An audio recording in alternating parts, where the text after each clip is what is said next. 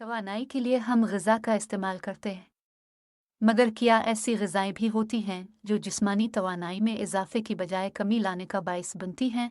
इसका जवाब हाँ है। अगर आप मीठे मशरूबात और मीठी अशिया का ज़्यादा इस्तेमाल करते हैं, यूँ कह लें कि चीनी ज़्यादा खाते हैं, तो वो बहुत तेज़ी से खून में शामिल हैकर तवानाई का एहसास बढ़ाती है। मगर बहुत जल्द ही ये तवानाई नकाहत में तब्दील हो जाती है और दोबारा भूख लगने लगती है। पेचीदा कार्बोहाइड्रेट्स, सेहत बख्श चिकनाई और प्रोटीन को हमारा जिस्म देर से हज़म करता है, जिससे भूख नहीं लगती, जबकि जिस्मानी तवानाई की सतह तवील वक्त तक मुस्तहकम रहती है। जिस्मानी तवानाई के लिए दर्ज झैल ग़िज़ाओं का इस्तेमाल फ़ायदेमंद साबित होता है, जो में पेचीदा कार्बोहाइड्रेट्स मौजूद होते हैं, जबकि फ़ाइबर और दीगर ग़िज़ाई अज्जा की मिकदार भी काफ़ी ज़्यादा होती है। जो का दलिया देर से हज़म होता है और उसको खाने के बाद जिस्मानी तवानाई में बतदरीज इजाफ़ा होता है। यही वजह है कि नाश्ते में इसका इस्तेमाल दिन भर जिस्मानी तौर पर मुस्तैद रख सकता है। एक अंडे में महज 70 कैलोरीज होती हैं, जबकि 6 ग्राम प्रोटीन जिस्म को मिलता है।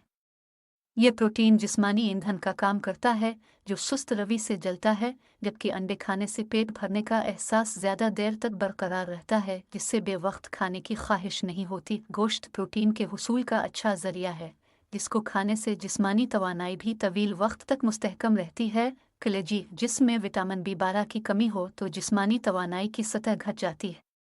कलेजी इस विटामिन के हुसूल का एक अच्छा ज़रिया है, जबकि इसमें प्रोटीन की मिकदार भी काफ़ी ज़्यादा होती है, जिसके फ़वाइद ऊपर दर्ज किए जा चुके हैं। वैसे विटामिन B12 का हुसूल गोश्त, चिकन, मछली और अंडों से भी मुमकिन है। फलियाँ, लोबिया, मटर, दालें और सोयाबीन वगैरह प्रोटीन के हुसूल का अच्छा ज़रिया हैं, जबकि उनमें फ़ाइबर की मिकदार भी काफ़ी ज़्यादा होती है, जो देर से हज़म होता है।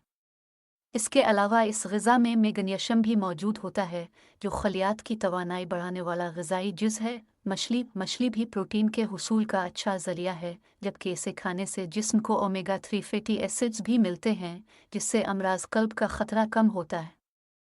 अखरोट में ऐसे ओमेगा 3 फैटी एसिड्स होते